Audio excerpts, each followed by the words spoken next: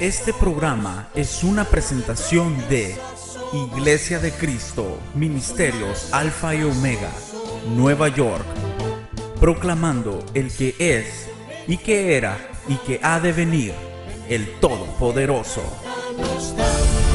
Su poder también nos dio. Revelación que Juan tuvo del Señor Jesús y de los acontecimientos del tiempo final, se encuentra el mensaje a 7 iglesias que estaban en la región que hoy se conoce como Turquía. Usted ha escuchado acerca de este mensaje a las iglesias. Está la iglesia de Éfeso, de Esmirna, de Pérgamo, de Tiatira, la iglesia de Sardis, la iglesia de Filadelfia y la iglesia de Laodicea. Son las 7 iglesias que eran 7 iglesias reales que existían. Estas no eran iglesias imaginarias, sino eran iglesias que habían estado establecidas, iglesias, congregaciones. Algún punto importante que cuando leemos eso llama la atención es que cada mensaje va dirigido al ángel de la iglesia, pero cuando se habla del ángel de la iglesia se está refiriendo a el ministro encargado o a el mensajero que estaba encargado de la iglesia, diríamos en este caso como el pastor de la iglesia, el obispo que estaba viendo la iglesia. Cuando usted mira, escribe al ángel de la iglesia, está hablando al ministro encargado. Y cada iglesia tenía un mensaje donde había un elogio, había una crítica, diríamos también, una instrucción y a la misma vez también había una recompensa. Si usted los ha leído sabrá que así es cada una de ellas. No quiero hablar en sí de las 7 iglesias, sino que ponía el Señor en mi corazón poder ver el mensaje a la última de las iglesias, que es la iglesia de Laodicea, que es un mensaje bastante necesario como todos los demás, pero creo que es necesario hoy y que esta palabra pueda servir en nuestras vidas como una reflexión a cada uno de nosotros. En relación al mensaje de la iglesia de Laodicea, vamos a leerlo para que nos sirva como una base. Comienza en el versículo número 14, donde Juan, el apóstol, escribe y dice, dando la revelación, dice, y escribe al ángel de la iglesia de Laodicea, el amén, el testigo fiel y verdadero, el principio de la creación de Dios, dice esto. Es decir, se está identificando Jesús como el amén. Amén quiere decir así es, como el que tiene una palabra firme, que se cumple, también como el testigo fiel, verdadero, y el principio de la creación de Dios. Verso 15 dice, yo conozco tus obras, que ni eres frío ni caliente, y dice una expresión que es bastante fuerte y nos debe de llamar la atención. ¿Por qué es que esta expresión está ahí? Dice, ojalá fueras frío o caliente. Eso escribe que viene no de parte de Juan, viene de parte de Dios, porque está diciendo que lo que le estoy transmitiendo viene de parte de Jesús. Y Jesús le dice a esta iglesia, conozco tus obras, que ni eres frío ni caliente. Oiga, entonces lo que marcaba el grado de o la temperatura espiritual no eran las palabras, sino eran las obras. Es lo que está diciendo ahí, conozco tus obras. No meramente las palabras, sino conozco tus obras, y tus obras están dándome a entender que no eres ni frío ni caliente, eres tibio. Pero dice, preferiría o ojalá fueras frío o caliente. Verso 16, así puesto que eres tibio y no frío ni caliente, dice, te vomitaré de mi boca. Algunas personas me han dicho a mí en algún momento determinado, no sé si usted sea una de ellas, que prefieren tomar agua ya sea fría o ya sea caliente, pero lo tibio como que no les cae muy bien y les causa esa reacción, ¿verdad? Puede ser, en mi caso, pues no se ha dado, pero algunos me han dicho así, y puede ser que sea como una constante que se manifieste, y quizás por esa razón es que cuando dice aquí que lo tibio iba a ser vomitado, eso se manifestaría también en lo que el Señor estaba tratando de comunicar. Verso 17 dice, ¿por qué dices? Y aquí comienza la identificación de cada una de las actitudes que esta iglesia tenía en su mayoría. Porque dices, soy rico, me he enriquecido y de nada tengo necesidad. Y no sabes que eres un miserable y digno de lástima y pobre, ciego y desnudo. Te aconsejo que de mí compres oro refinado por fuego para que te hagas rico y vestiduras blancas para que te vistas y no se manifieste la vergüenza de tu desnudez. Y colirio para ungir tus ojos para que puedas ver. Y note cómo es que dice ahí, para que de mí compres. No solamente dice, y pídeme, sino dice, para que de mí compres. Es decir, que habían, una vez más, actitudes que eran necesarias que iban a ser como el intercambio. O sea, con este esfuerzo, con estas actitudes, con esta dedicación, iba a poder el Señor recompensar con ese colirio del cielo, con las vestiduras blancas y también el colirio para ungir los ojos, dice ahí. Verso 19 es quizás el centro de lo que yo quiero comentar con él. Verso 19. Yo reprendo y disciplino a todos los que amo. Sé pues celoso y arrepiéntete. Continúa, verso 20. He aquí, yo estoy a la puerta y llamo. Si alguno oye mi voz y abre la puerta, entraré a él y cenaré con él y él conmigo. Y aquí viene la recompensa. Al vencedor le concederé sentarse conmigo en mi trono, como yo también vencí y me senté con mi Padre en su trono. El que tiene oído, oiga lo que el Espíritu dice a las iglesias. He hablado en ocasiones anteriores y obviamente no me cansaré porque yo lo necesito y usted también lo necesita, recordar pasajes de la Escritura tan importantes como este trozo de pasajes que hemos leído. Solamente para recordarle algo que hablábamos, es que cada una de las cosas que el Señor está marcando a la Odisea, fíjese que tenía una identificación en la gente de la Odisea muy exacta. En el caso de que la Odisea era una ciudad rica, que fue destruida por un terremoto en esa época, y cuando el distrito al que pertenecía del gobierno le quiso dar un subsidio, una ayuda, ellos dijeron, momento, no necesitamos, ayuden a los pobres, nosotros reconstruimos nuestra propia ciudad, y la reconstruyeron en un tiempo récord. Es decir, era una ciudad rica. Por eso cuando el Señor dice, tú eres rico y dices que no tienes necesidad de nadie, ellos se identificaban con la estructura emocional o la manera en que ellos eran, así eran ellos. Era una ciudad rica, era una ciudad que tenía posesiones. ¿Por qué era rica? Bueno, estaba situada en una vía principal de comercio y eran comerciantes. Tenían una producción textil, diría yo, o de lana, era una lana negra brillante.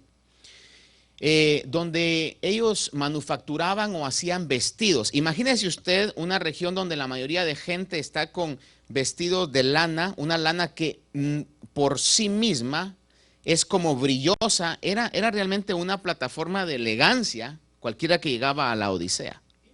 Miraba gente vestida con esos abrigos o esos vestidos y obviamente también los comerciaban y eso les traía muchísimo ingreso económico, aparte que como estaba en una ruta principal, posiblemente algunos concluyen y dicen que eran los que comenzaron a propiciar la banca o el sistema bancario de ese tiempo.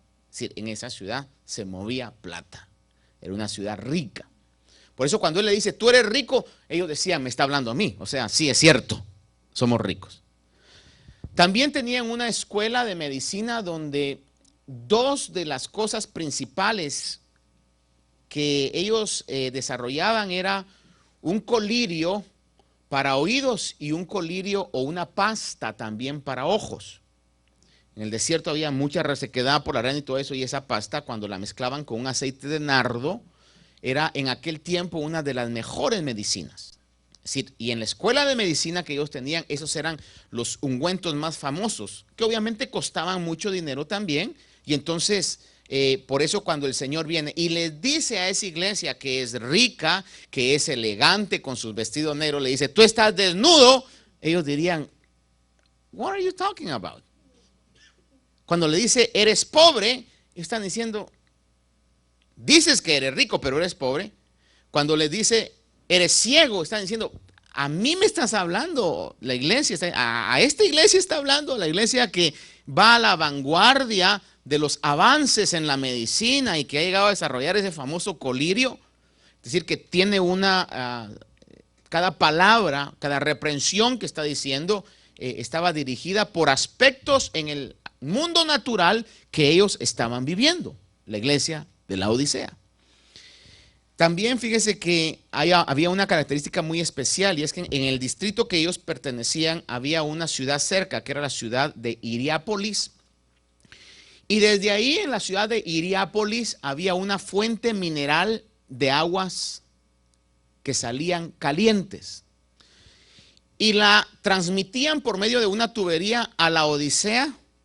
Entonces, cuando llegaba a la Odisea, esa agua mineral ya no llegaba caliente, llegaba tibia. Y de la misma manera, traían agua de la iglesia de Colos, o de la ciudad de Colosas, pero esa agua era fría.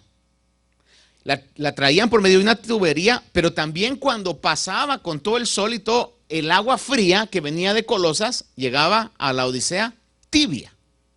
En otras palabras, el agua caliente que venía de Hiriápolis llegaba a la Odisea tibia. El agua fría que venía de Colosas llegaba a la Odisea tibia. Entonces ellos estaban acostumbrados a manejar agua tibia. Cuando el Señor le dice en el versículo 16, así puesto que eres tibio, y dice, y no frío ni caliente, ellos realmente se identificaban con la geografía, y por alguna razón esto quedó de esa manera. Ahora, ¿ese mensaje fue solamente para la iglesia de la Odisea? Definitivamente no. Los 7 mensajes de las iglesias fueron también para la iglesia que en este tiempo, en algún momento determinado, pudiéramos caer, espero que no, yo es algo que le digo, Señor, líbrame de eso, espero que no, pero pudiéramos caer en un aspecto de cada una de estas iglesias, y específicamente en el caso de la iglesia de la Odisea. Lo que quiero transmitir hoy es específicamente el punto que le dice, tú eres tibio. Me llamaba mucho la atención poder ver en la palabra qué es entonces ser tibio, para que nosotros no lo seamos. Y fíjese que estaba viendo en la escritura acerca de personajes en la Biblia que se enfriaron. Colosenses capítulo 4, verso 14, habla el apóstol Pablo y terminando la carta da saludos y dice, Lucas, el médico amado, os envía saludos. Sabemos de Lucas, el escritor del 4.º evangelio y también del libro de los Hechos. El apóstol Pablo está hablando y dice a los colosenses, Lucas, el médico amado, os envía saludos y también Demas. Nota ese nombre, Demas. Es decir, que era gente que estaba juntamente al lado del apóstol Pablo en la obra misionera, en la obra apostólica. Estaban al lado como los colaboradores cercanos, como aquellos que iban, porque la obra de Dios no la hace uno nada más, es un grupo de personas. Es una estructura que Dios permite que se lleve a cabo para poder hacer la obra. Nadie puede hacer la obra de Dios solo, nadie. Nos necesitamos unos a otros y es un trabajo de equipo en esto. Pues el apóstol Pablo estaba, de hecho, está con Lucas, está con Demas, pero lo que me llama la atención es que está con Demas, pero sin embargo en Filemón, la carta a Filemón, que tiene solamente un capítulo,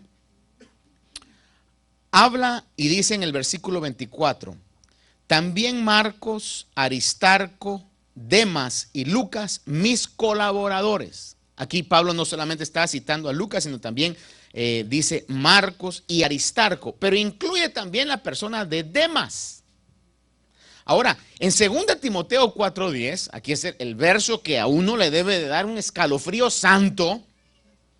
2 Timoteo 4:10, el apóstol Pablo habla y dice: pues Demas me ha abandonado. Oiga, el colaborador, aquel que estaba ahí, ¿verdad? En la apariencia, me ha abandonado, dice, habiendo amado este mundo presente y se ha ido a Tesalónica. O sea, el punto es, no en el caso de abandonar, porque puede haber un retirarse para desarrollar una obra. Eso no es lo que Pablo está diciendo, pero el punto que está ahí es que dice, me ha abandonado, y el punto triste, crítico, es que lo ha hecho porque ha amado más el mundo presente. Ahora yo le pregunto, para que Demas hubiera estado como con Lucas, como Aristarco, a la par del apóstol Pablo, me da a mí la idea de que era un hombre que tenía, voy a utilizar esta frase muy pentecostal, tenía fuego de Dios, estaba ardiendo, estaba realmente con los intereses de hacer que el reino de Dios se expandiera. Sin embargo, hay un momento determinado donde el mundo lo hipnotizó, donde las cosas del mundo tuvieron más valor que las cosas espirituales. Y entonces dice que abandona lo que estaba haciendo, amó más, y esa es la frase terrible, amando más el mundo presente. Dejó lo mejor por lo que tenía menos valor.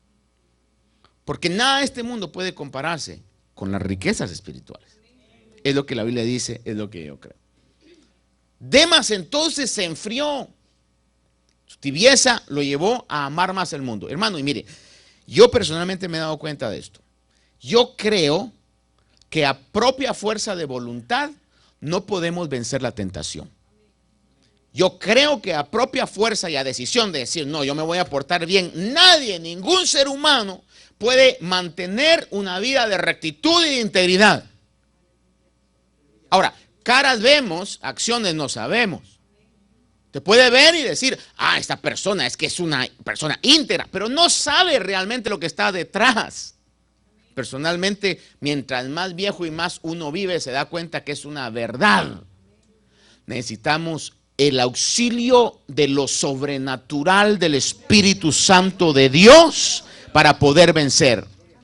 No hay nadie, en mi opinión, y creo que es la opinión bíblica, que a fuerza de voluntad pueda vencer la tentación del enemigo. Nadie. Por eso dice, si vivís por el Espíritu, no satisfaceréis los deseos de la carne. Hay una urgencia, especialmente en este tiempo, donde los acontecimientos ahora no nos están hablando, hermano. Los acontecimientos nos están gritando que estamos viviendo tiempos difíciles.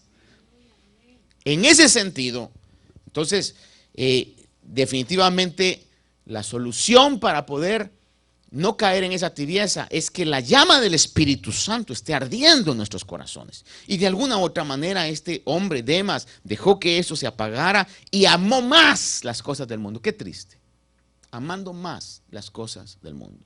Si algo yo le digo al Señor, a lo menos, hermano, no le voy a decir todos los días, pero en algún momento de la semana varias veces le digo, Señor, no permitas que no vaya a terminar mi carrera.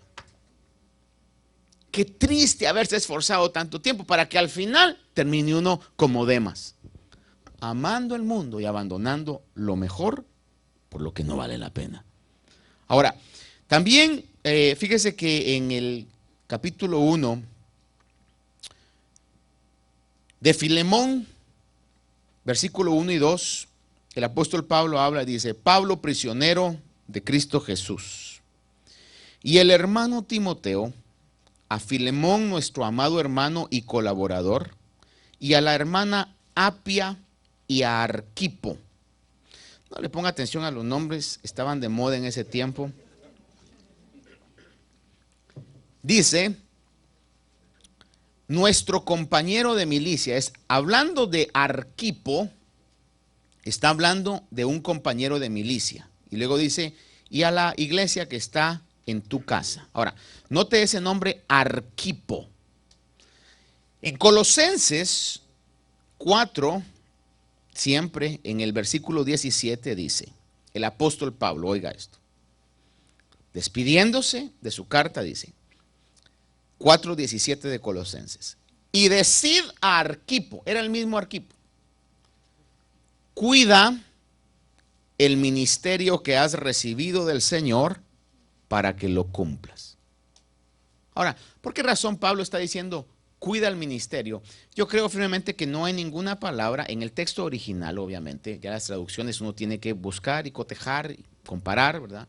Pero no creo que haya alguna palabra en el texto original que haya quedado nada más así, de relleno, de más, porque tenía que ser. Si Pablo viene y le dice, cuida, es porque de alguna manera por el Espíritu de Dios o porque él sabía, se daba cuenta que este hombre o este joven, porque según lo que estudiamos en relación a Arquipo, dice que era un joven, también quizá contemporáneo en la edad de a Timoteo, era un joven muy carismático, pero que tendía a descuidar lo que se le ponía. Entonces, Pablo viene y le dice, cuida el ministerio que has recibido del Señor para que lo cumplas. Ahora, fíjese que Arquipo, curiosamente, era, según dicen, la mayoría concuerdan con esto, el ministro que estaba encargado de la iglesia de la Odisea. Te explico una vez más.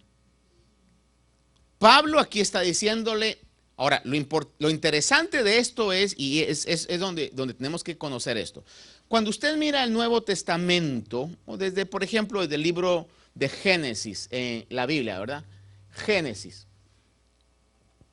Cronológicamente, a excepción, porque algunos tienen sus dudas que si fue Génesis o fue el libro de Job el primero, pero en general, el libro de Génesis es el libro más antiguo. El libro más nuevo de la Biblia, entonces, vendría a ser el libro de Apocalipsis. Entonces, cuando el libro de Apocalipsis fue escrito, y ahí fue escrita la carta a la iglesia de la Odisea, algunos dicen que habían pasado alrededor de 30 años, cuando Pablo le dice a Arquipo, cuida el ministerio que Dios te ha puesto, que era el pastoreo o la supervisión de la iglesia de la Odisea. Porque cuando Juan escribe, habían pasado ya 30 años. Pero Juan, el mensaje que Juan escribe, que ya venía de Jesús, es una iglesia tibia. Entonces uno asume que las palabras que Pablo le dijo eran porque tendía a irse a la tibieza y al final resultó manteniéndose tibio.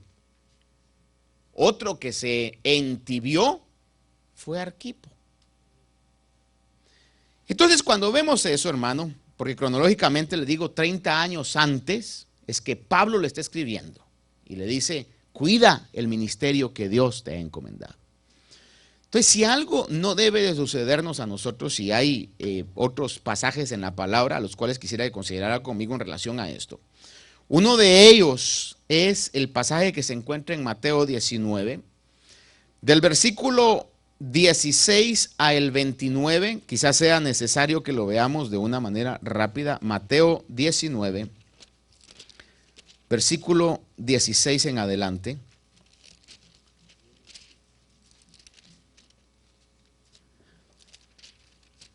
Dice, y he aquí se le acercó uno y le dijo, maestro, ¿qué bien haré para obtener la vida eterna?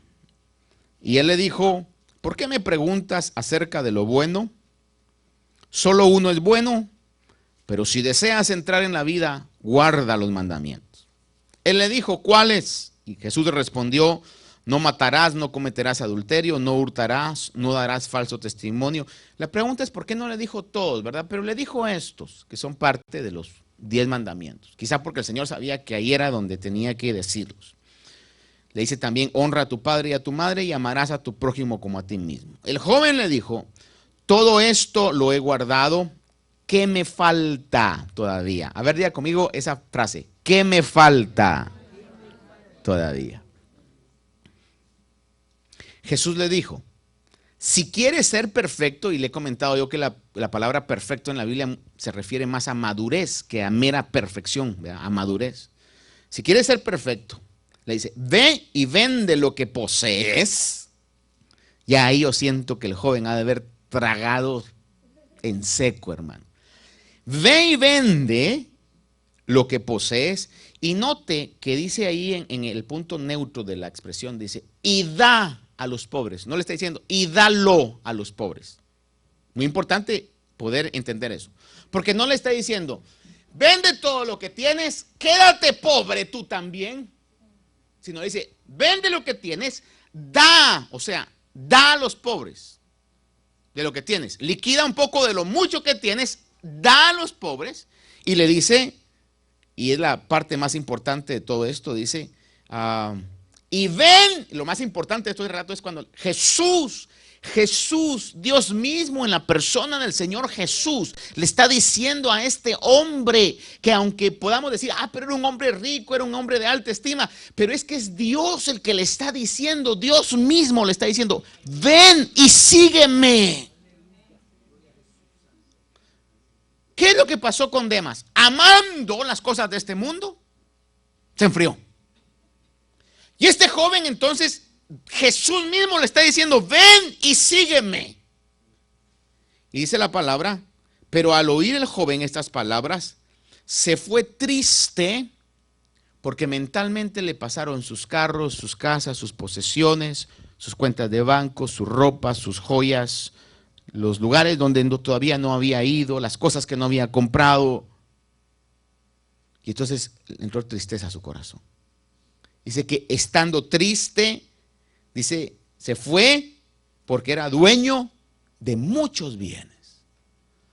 Ahora, cualquiera podría decir ahí, por eso es que no conviene tener nada. No necesariamente. Dios quiere darle, creo yo que quiere darle lo que usted necesita y más. Así yo lo creo. Pero si eso va a hacer que su corazón se desvíe, no se lo va a dar. Porque es más importante para el Señor lo espiritual que lo terrenal. Ahora, como todos aquí somos súper inteligentes, yo quiero que Dios me dé. Entonces lo que tengo que cuidar es mi corazón. Que mi corazón no se arraigue en las cosas que van a perecer. Y entonces en este caso, fíjese que dice, y Jesús dijo a los discípulos, verso 23, en verdad os digo que es difícil que un rico entre en el reino de los cielos. Y me gusta cómo lo pone, porque pone difícil, no es imposible, sino que dice difícil que un rico entre en el reino de los cielos. Y otra vez os digo que es más fácil que un camello pase el ojo de una aguja que un rico entre en el reino de Dios. Al oír esto, los discípulos estaban llenos de asombro y decían, entonces, ¿quién podrá salvarse? Pero Jesús mirándolo les dijo, para los hombres eso es imposible, pero para Dios todo es posible. Viene a mi mente exactamente como cuando el ángel se le aparece, o el arcángel se le aparece a María y María le dice, me estás diciendo que voy a concebir sin haber conocido hombre, sin haber tenido una relación íntima con un hombre. ¿Cómo es eso? Le dice, recuerda que nada es imposible para Dios. Entonces lo que está diciendo aquí el Señor es que aunque eso es difícil, hermano, pero dice, aunque para los hombres esto es imposible, dice, para Dios todo es posible. Entonces respondiendo Pedro en esa ¿qué le diría yo? Chispa que Pedro tenía, en esa actitud, ¿verdad? Pedro inmediatamente le dice, he aquí, nosotros lo hemos dejado todo y te hemos seguido. ¿Qué pues recibiremos? Si algo era Pedro, era que no era shy, hermano. ¿Verdad? Dijo, bueno, si así está el asunto, entonces yo dejé lo que tenía. Entonces, ¿qué hay para mí? ¿Qué hay para mí? What are we gonna get? Y entonces el Señor le responde y no le dijo, carnal, apártate de mí, Satanás. Eso se lo dijo en otra oportunidad, pero aquí lo que le está diciendo le responde y le dice, y Jesús le dijo, en verdad os digo que vosotros que me habéis seguido en la regeneración, cuando el Hijo del Hombre se siente en el trono de su gloria, os sentaréis también sobre 12 tronos para juzgar a las 12 tribus de Israel. Y todo el que haya dejado casas, hermanos, hermanas, padre, madre, hijos, tierras, por mi nombre, recibirá 100 veces más y heredará la vida eterna. Fíjese que otros pasajes en Marcos 10:30, Lucas 18:30 hablan también y dicen de una manera específica, recibirá 10 veces más en este tiempo, en esta hora, y después la vida eterna. En otras palabras, la Biblia es clara cuando nos enseña de que no es que el ser buen cristiano, el ser una iglesia ardiendo, tenga forzosamente que ser una iglesia pobre. Eso no lo dice la Biblia. Estamos hablando de la Odisea, una iglesia rica. El problema no era que tuvieran riqueza, el problema no era que tuvieran educación, que tuvieran posición. El problema era de que habían puesto todo eso en el primer lugar de sus corazones y eso los había hecho que se entibiaran. Ese era el problema. Porque si lo vemos en la vida de Abraham, un hombre que haciéndole caso a la voz de Dios, haga de cuenta, al joven rico le estaban dando en ese tiempo moderno la misma oportunidad que le dieron a Abraham. Abraham, el Señor le dijo, sal de tu tierra, en otras palabras, ven y sígueme. Y Abraham dejó todo lo que tenía, dice la palabra, sin saber a dónde iba, siguió al Señor. Entonces, en este caso, por ejemplo, cuando vemos a Abraham, fíjese que Génesis 3:2 dice, y Abraham era muy rico en ganado, en plata y en oro. O sea, porque Dios cuando pide, Dios siempre va a dar más. Eso, hermano, yo se lo puedo asegurar que así lo dice la palabra de Dios y así es. Cuando Dios pide, Dios da más. Ahora, déjeme recalcar, cuando Dios pide, por eso usted no debe de dejarse manipular por ningún hermano, ministro, apóstol, superprofeta de las 5 o 10 unciones, de nadie. Pero si Dios le pide, eso ya es asunto donde Dios va a cumplir. ¿Por qué hay tanta gente frustrada? Porque dice, fíjese que di mi carro, di mi casa. Pero la pregunta es, ¿le pidió Dios o lo manipularon a que lo diera? Es que ese es el punto, hermano. Y le voy a decir algo, uno tiene que tener celo por la verdad de Dios. Por eso le digo, para mí lo que me interesa es terminar bien, hermano. Eso es lo que me interesa, terminar bien mi carrera. Hermano, mire, ya le he contado cuando comenzamos el ministerio que llegó una hermana que Dios había hecho una obra maravillosa y le había nivelado toda su salud, hermano, porque fuimos a orar por ella. Y el domingo llega y me dice, pastor, aquí está, así como Dios sabe que me van a juzgar. Aquí está, creo que eran no sé cuántos, pero eran en aquel tiempo un montón de plata, hermano, como 30 y tantos o 60, no me recuerdo ya, hermano, cuánto era. Pero haga de cuenta que eran $30,000. Aquí está, pastor, me dice, esto es lo que yo tengo, ¿verdad? Lo estaba guardando para comprar una mi casita, pero aquí está, dice el Señor me lo puso que lo diera. Yo le dije, mire, ¿seguro que es Dios? Porque ahorita usted está emocionada por lo que Dios ha hecho. Le dije, hagamos algo, váyase a su casa, si esta semana todavía, y le estoy hablando que no teníamos nada. Bueno, siempre hemos tenido, pero es comparado a, ¿verdad? Entonces, le digo, váyase a su casa y la otra semana usted me deja saber. Si eso se mantiene, entonces amén, hermano. Pero yo estaba viendo la casa para sus hijos. Todo. Si es así, amén. Entonces yo sabía que Dios le iba a recompensar. Pero si no, entonces es que usted en su emoción de lo que Dios ha hecho quiere hacer algo por Dios. Pero si Dios lo ha hecho, Dios lo ha hecho. Llegó el otro fin de semana y no me dijo nada. Era emoción.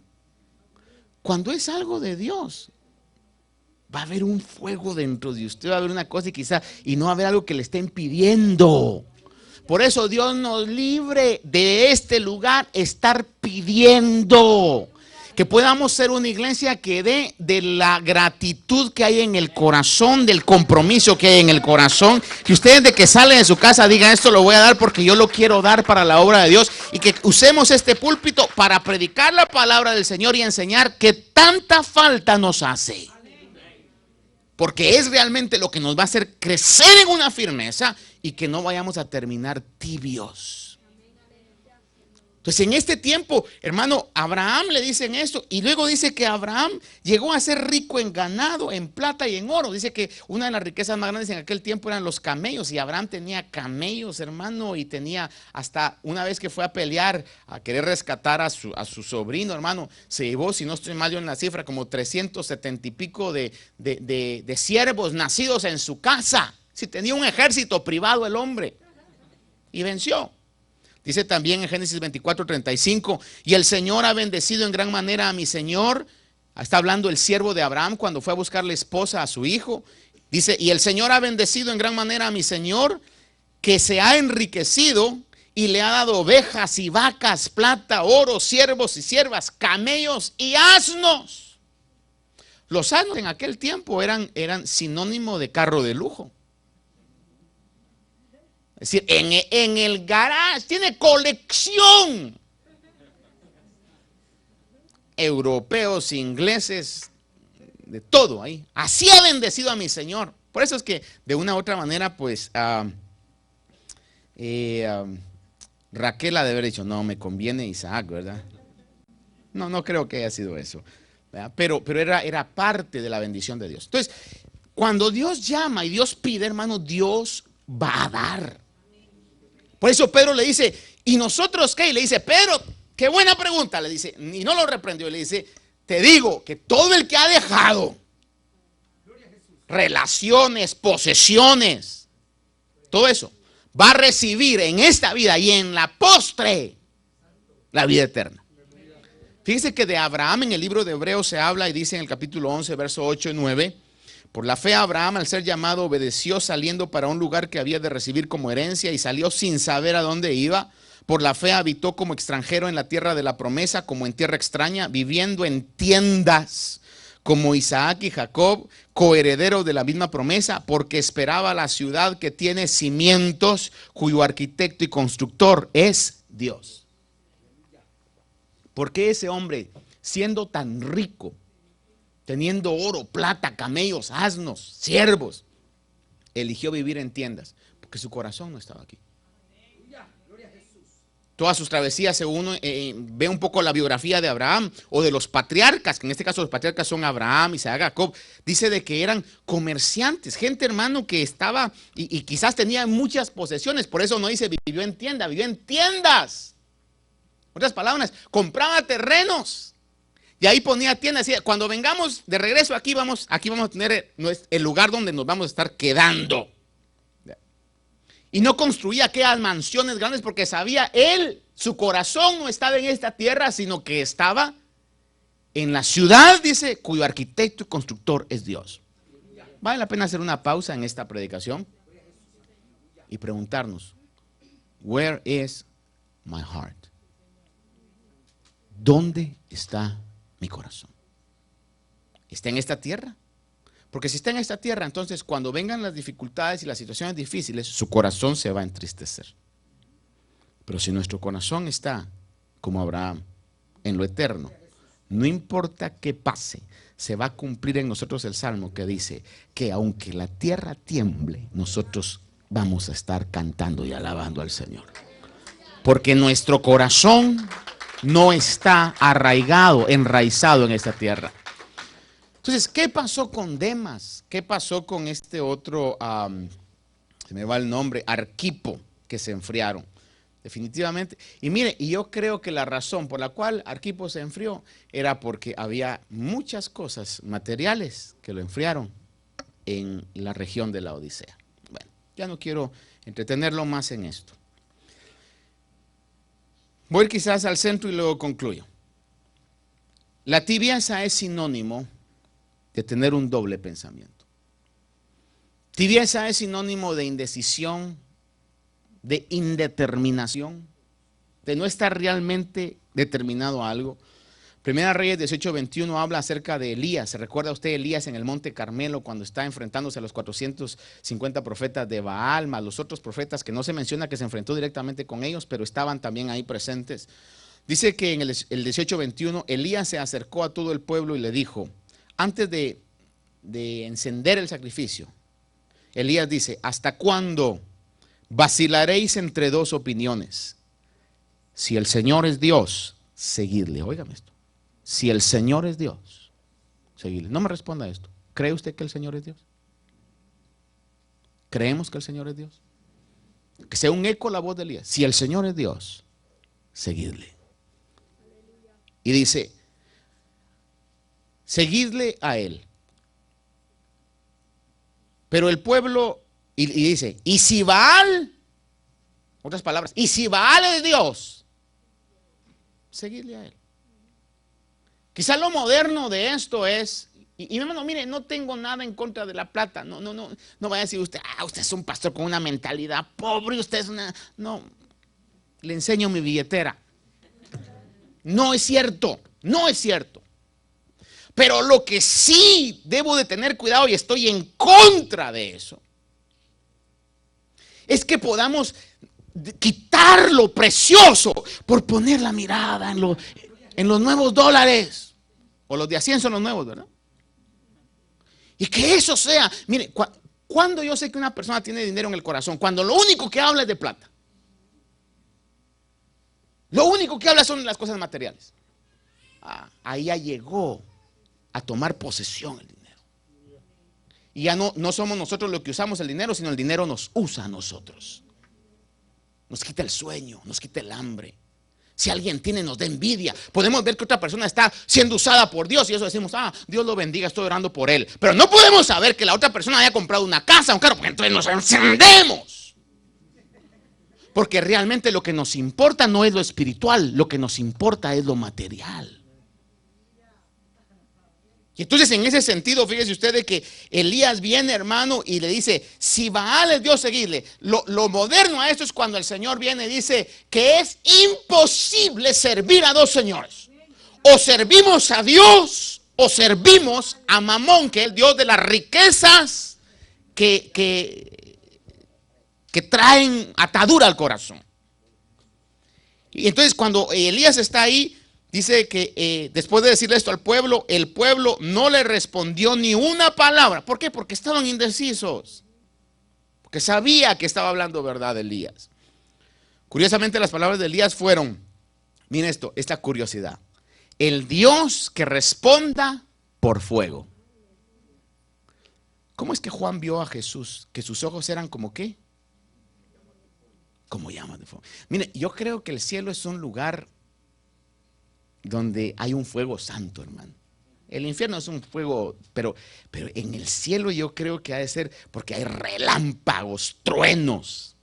Y eso viene por, según lo entendemos acá nosotros, por corrientes eléctricas, ¿verdad? Creo que hay, hermano, una atmósfera, y cuando hablo de esto quizás en tipo, hermano, cuando se habla y se dice, por ejemplo, a veces de los cultos, dice, en ese culto cayó el fuego de Dios. Cuando estamos todos... O cuando hay, hermano, expresiones de júbilo, de gozo, aleluyas, gloria a Dios, hermano, el Espíritu se mueve. Ahí cayó el fuego de Dios. Que a algunos me da risa porque, bueno, una risa en el buen sentido de la palabra, es que están hasta tan emocionados que no dicen ni fuego, sino dicen, ahí cayó fuego, dicen, ¿verdad? De ese punto. Y me llama la atención porque entonces dice que el Dios que responda por fuego. Versículo 37 de 1 Reyes 18 dice que Elías dice, respóndeme, oh Señor, respóndeme, para que este pueblo sepa que tú, oh Señor, eres Dios, y mire esto, y que has hecho volver sus corazones. Es decir, que los corazones estaban apartados ya de Dios. Segunda Reyes 17:41, rápidamente le digo esto, cuando el pueblo de Israel fue conquistado por los asirios, la región de Israel, que era el norte. Entonces, fíjese que el rey de Asiria sacó a toda la gente de Israel y comenzó a poblar esa región con gente de otros pueblos. Y todos los pueblos llevaban sus costumbres a esa región. Pero pasó algo raro. O sea que en otras palabras, toda la región de Israel quedó sin gente y el rey de Asiria dijo, pero traigan gente de otros pueblos para que lleguen a Israel. Entonces todos llegaron a poblar esa región, pero lo curioso es que dice que se levantaron leones de la tierra y se comían a la gente. Entonces vienen y le van a decir al rey de Asiria, mira, esto está pasando. Y lo que pasa es que la gente desconoce la costumbre de la tierra. En otras palabras, el Dios de la tierra está molesto. Entonces, levanten a alguien que sepa cómo es que hay que adorar a ese Dios para que se calmen los leones.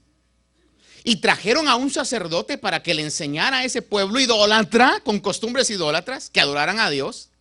Y en ese concepto, o en ese contexto, es que Segunda de Reyes capítulo 17 habla en el versículo 41 y dice: y aunque estas naciones temían al Señor, también servían a sus ídolos. Y de la misma manera que hicieron sus padres, así hacen hasta hoy sus hijos y sus nietos. Entonces, era gente que estaba por temor nada más dándole adoración a Dios, pero a escondidas estaban sirviendo a otros dioses. Es cavilar en dos pensamientos. Déjeme llevarlo a Mateo 6:24 y leer eso, lo que le comentaba. Dice: nadie puede servir a dos señores, porque aborrecerá a uno y amará a otro, o se apegará a uno y despreciará al otro. No puede servir a Dios y a las riquezas. Mamón es confianza en las riquezas.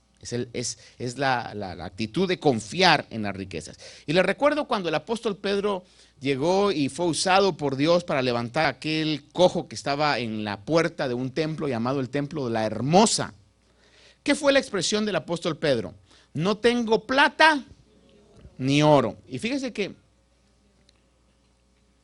cuando uno mira la esencia de eso, no es que el apóstol Pedro no tuviera acceso a eso. En ese momento no lo cargaba. Dando a entender como quien dice, yo vine aquí, o sea, yo no es que me sienta bien solamente cuando cargo plata, ¿verdad? Ni mi corazón depende de lo que tengo. No tengo plata ni oro. Cuando uno mira la esencia de eso es, pero lo que tengo, te doy. ¿Qué tenía el apóstol Pedro? Tenía unción, tenía fuego de Dios, tenía poder de Dios. Y levantó a ese cojo. Entonces, hay una gran necesidad en este tiempo de que tengamos el poder de Dios, porque el tiempo está difícil, no se lo tengo que recordar, pero se lo estoy recordando, y solamente una iglesia que pase de ser tibia a ser ardiente va a poder alcanzar ser vencedor en este tiempo. Pablo le dijo a Timoteo, capítulo 1 de la segunda carta de Timoteo, versículo que lo hemos leído infinidad de veces: por lo cual te recuerdo que avives el fuego del don de Dios que hay en ti. Porque no nos ha dado Dios un espíritu de cobardía, sino de poder, amor y dominio propio. Por tanto, no te avergüences del testimonio de nuestro Señor, ni de mí prisionero suyo, sino participa conmigo de las aflicciones por el evangelio según el poder de Dios. La falta de arder en la llenura del Espíritu Santo es la causa que haya cobardía. Óigame esto, la falta de tener fuego de Dios es la causa de que haya cobardía. Voy a contarle esto. Semana pasada me llamó la hermana Nora, usted sabe que ella está yendo a evangelizar al hospital. Ella está ahorita allá abajo. Me decía: pastor, me sacaron del hospital el capellán. No sé si deba decir esto, pero lo voy a decir, si me arrepiento después. De la iglesia católica me sacó, y que si no nos vamos, me dice, vamos a llamar a la policía. Pusimos a orar. Ella me dice: hermano, en el nombre de Jesús, yo sé que es el enemigo. Nos pusimos a orar y que el Señor obrara. Total que ayer me envió un texto, me dice: pastor, gloria a Dios, me siento victoriosa, Dios dio la victoria, y hoy me dio una lista aquí de 12 personas que recibieron a Jesús como su Salvador en el hospital. Ahora, en ese sentido, fíjese usted, ¿qué pasa especialmente en el área esta donde tenemos que dar acción de nuestra fe?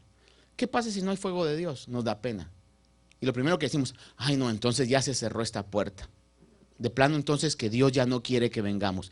Eso es miedo, eso es cobardía. Hermano, y hay muchas cosas en nuestra vida, en todo nuestro entorno, oigan bien esto, que van a requerir que peleemos, que peleemos las batallas para que conquistemos primero las riquezas espirituales, pero también todo lo material que Dios tiene para nosotros. Pero hay que pelear y no podemos pelear si carecemos del fuego, si estamos avergonzados del Dios que es todopoderoso y no ha perdido ninguna sola batalla. El que ha dejado esta palabra, hermano, tan real, tan poderosa. Por eso Pablo le dice, no te avergüences. Pero Pablo sabía que Timoteo se estaba avergonzando. ¿Por qué? Porque el fuego ya no estaba ardiendo. Por eso lo primero que le dice es, aviva el fuego del don de Dios que hay en ti. O sea, la causa es eso. Si hay fuego ardiendo, many extraordinary things are going to happen in your life. Si hay fuego ardiendo, vamos a ver milagros. Quizás no todos los que queremos ver, pero vamos a ver los milagros que Dios quiere que veamos. Si hay fuego ardiendo, vamos a ver el respaldo de Dios. Vamos a ver la fuerza de Dios. Podrá quedarse solo, pero usted va a saber que está el Padre, el Hijo y el Espíritu Santo y ángeles que están alrededor suyo, hermano. Si hay fuego ardiendo, va a vivir una vida extraordinaria. Pero si no hay fuego ardiendo, se va a depresionar. Si no hay fuego ardiendo, hermano, el primero o la primera que va a querer tirar la toalla, hermano, va a ser usted. Va a vivir en una atmósfera de tristeza, de congoja, de angustia, de pesar. Por eso Pablo le dice a Timoteo, aviva el fuego del don de Dios. Vamos entonces a Apocalipsis para terminar acá. Dice en el versículo 19 al 22. Recuérdese, ahí estaba Arquipo que se había entibiado. Jesús habla y dice, yo reprendo y disciplino a todos los que amo. Y si algo, hermano, yo le puedo garantizar hoy es que Dios le ama. Sé pues celoso. Y esa es la palabra, una de las palabras claves. Sé pues celoso. Diga conmigo, celoso. Y arrepiéntete.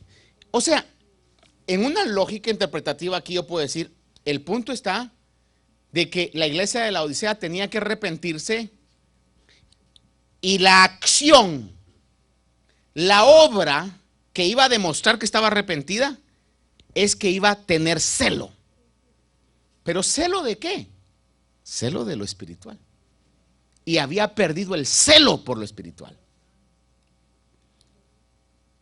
Hermano, yo llego a interpretar que una iglesia que está ardiendo es una iglesia que tiene celo por lo espiritual.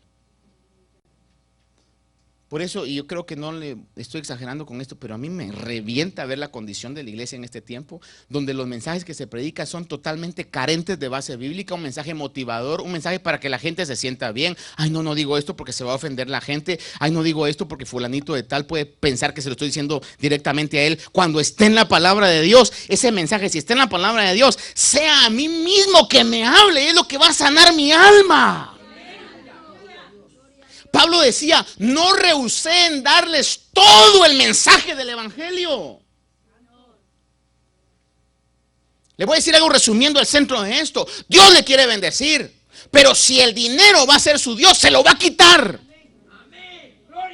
Y el que Dios se lo quitara sería bendición. Y si no se lo quita, me daría pena, porque entonces ya como diciendo Dios, no va a aprender ni aunque le quite nada. Ese es el mensaje de la palabra del Señor.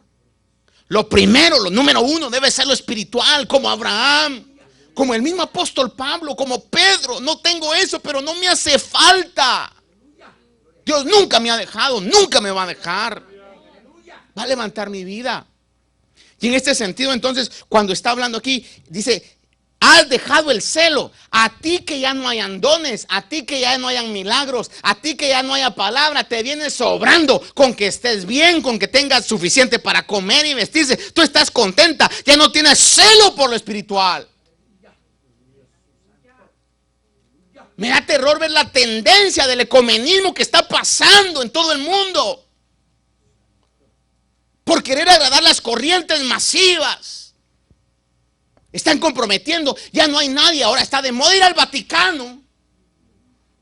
y poder cantar en el Vaticano, poder tener una audiencia con el Papa, pero no hay nadie. Yo le aplaudiría a alguien de esos que llegara y en medio de todo eso dijera con mucho respeto: señor Papa, le quiero decir que Jesucristo es el único camino, es la única fuente de salvación, para que Dios pueda traer revelación a que no es por María ni es por los santos, sino solamente Jesús.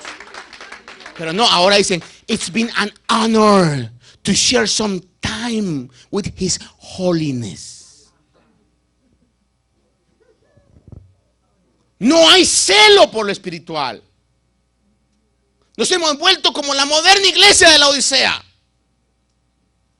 donde el evangelio de la falsa prosperidad, que no es prosperidad real, es ¿qué le voy a decir yo? Se me fue la palabra ahorita, es abusos. El evangelio de los abusos es todo lo que nos interesa: que tenga buena casa, que tenga buen carro, que mis hijos estén en buenos colegios.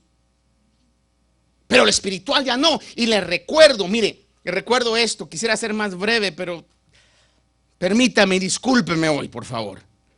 Le voy a referir aquí algo. El problema era la falta de celo.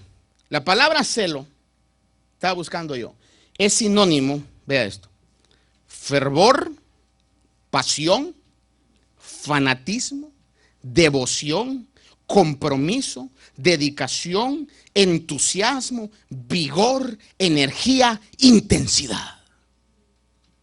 La repito una vez más fácilmente o rápidamente: fervor, pasión, fanatismo, devoción, compromiso, dedicación, entusiasmo, vigor, energía e intensidad. Usted sabe que tenemos una vigilia de oración el 28. Y es de oración. ¿Va a haber fervor? Ay, no, si fuera culto, sí. Eso es, ¿dónde vamos a encontrar el fuego de Dios? Solamente en esa búsqueda. El Señor dice que pasaba noches enteras orando. Una frase que le voy a mencionar de el famoso Dwight Eisenhower. Se la voy a leer en inglés. Yo me entiendo, si usted no me entiende, pídale al Señor que le dé oído revelativo. Decía este hombre: what counts is not necessarily the size of the dog in the fight, but the size of the fight in the dog. Lo que cuenta no es necesariamente el tamaño del perro en la pelea, sino el tamaño de la pelea en el perro. Usted puede decir: pastor, yo no tengo mucha influencia, no tengo muchos recursos, pero ¿qué tanto es su celo por lo espiritual? ¿Qué tanto es el fuego de Dios en lo espiritual? Porque le voy a decir algo: usted puede ser, pongámoslo en este caso, puede ser alguien una lamparota así, pero con un bombillo de 3 watts. Pero usted puede ser una lámpara de mano, pero con una luz halógena de tungsteno, hermano, que la prende y es como combinada con láser, hermano. Ahí. Dígale al hermano que está en la par suya: hermano, we can make a difference. Podemos hacer la diferencia. Depende cuál sea el fuego de Dios que tengamos dentro de nosotros. Voy concluyendo esta serie de versículos, concluyen la meditación, para que me preste ya un esfuerzo por no distraerse. Colosenses 3, 23, 24. Y todo lo que hagáis, hacedlo de corazón. ¿Qué es hacer las cosas de corazón? Con toda la gana, con la pasión, con el fervor, con la devoción. Para el Señor y no para los hombres. Sabiendo que del Señor recibiréis recompensa de la herencia.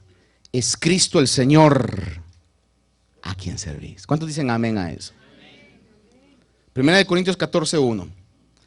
Procurad alcanzar el amor, pero también desead, y diga conmigo esa palabra que está ahí, desead ¿cómo? Ardientemente los dones espirituales. Sobre todo, ¿qué es ardientemente? Con fuego. Por eso utiliza esa palabra, ardientemente. Señor, te lo ruego, Padre, acuérdate, Señor. No me has dicho que no, entonces estoy interpretando que todavía tengo chances, Señor, por favor. Da. Judas 1:3, perdón, 1 Corintios 14:1 dice, ese ya lo leímos. Judas 1:3 dice: amados, por el gran empeño que tenía en escribiros acerca de vuestra común salvación, he sentido la necesidad de escribiros exhortándoos a contender. ¿Cómo? Ardientemente por la fe que una vez y para siempre fue entregada a los santos. Déjeme decirle algo, los principios de la palabra del Señor no cambian ni van a cambiar. Y aunque el mundo, el diablo quiera cambiarlos, hermano, esto no va a cambiar. Seguimos creyendo que Jesús murió, resucitó. El mensaje es un mensaje de arrepentimiento. Para que uno sea salvo debe de arrepentirse, y los arrepentidos van a ser justificados, santificados. Los redimidos van a alcanzar esa santificación, esperando la segunda venida de Cristo, que creo que está más pronta de lo que nosotros creemos. That's gonna happen, and that's gonna happen soon, hermano. Entonces termino Juan 7, 37 al 38. That's my final verse. Se lo prometo, es el último. Y en el último día, es que esto es, a mí me llegó, hermano. En el último día, el gran día de la fiesta, Jesús, mire esto, puesto en pie en una fiesta. El hecho que ha dicho puesto en pie, algunos traducen que dice que buscó un lugar que fuera un lugar donde podía verse y podía oírse. Dice, puesto en pie, exclamó en alta voz diciendo, si alguno, ¿se imagina usted? Está en una fiesta y Jesús se para en medio de la fiesta, está la música, está la gente, están las danzas, y de repente Jesús se para y grita, porque dice, exclamó a gran voz, si alguno tiene sed, venga a mí y beba. Aleluya, gloria a Dios. ¿A usted qué se le hace eso? ¿A shy personality? ¿O una persona que tenía fuego del Espíritu dentro de él? Y grita, si alguno tiene sed. El más emocionado de su evangelio era él. Si alguno, él estaba viendo la restauración, él estaba viendo, hermano, todos aquellos que iban a creer. Él no estaba viendo las debilidades de los 12, él estaba viendo cuando iban a estar en el aposento alto y el Espíritu Santo iba a transformar la vida de Pedro y se iba a parar, iba a tomar valor para defender la fe. Porque dice la palabra que dijo esto, no hablando de él meramente, sino hablando del Espíritu que iba a venir. Necesitamos el fuego del Espíritu de Dios. Y yo anhelo que Dios lo bendiga grandemente. Y si Dios lo ha bendecido, que lo bendiga más. Pero que nada nuble su visión. Que lo más importante será siempre lo espiritual. Querido Dios, este programa fue una presentación de Iglesia de Cristo, Ministerios Alfa y Omega, Nueva York, proclamando el que es, y que era, y que ha de venir, el Todopoderoso. Su poder.